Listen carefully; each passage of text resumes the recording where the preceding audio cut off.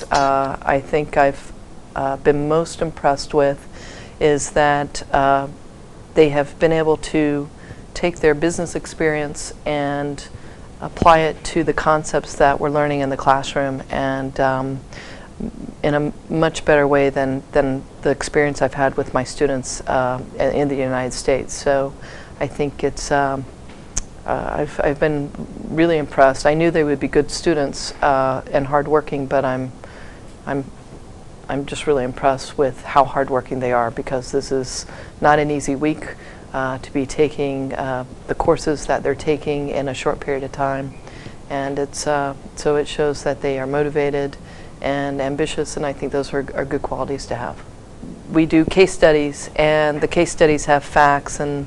things, and so when students start commenting, I'll ask some probing questions to get them thinking a little bit more, and there have been times where there's the insights that get revealed are just very thoughtful, and it tells me as an instructor that this person has not only spent time to understand the facts and read the information in English and to understand what is being said and how I'm asking it, but they've thought about it and they've applied concepts maybe from other courses that they've had, and come up with a comment that is just really gets us to the heart of what we're trying to get to. The students are very open and wanting to share with me how things are done in Peru. And so we've had this interesting exchange where I'm coming from my experience and then they're coming from their experience, and together we've kind of collaborated, and now we have a wider view of the world. And because business is becoming more global with our trading partners, I think it's important to have that expansive view. So far, I think the most memorable moment has been these moments where we've collectively shared ideas culturally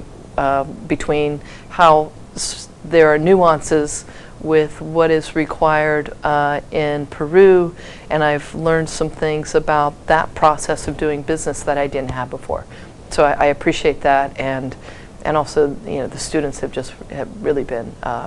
fabulous to work with.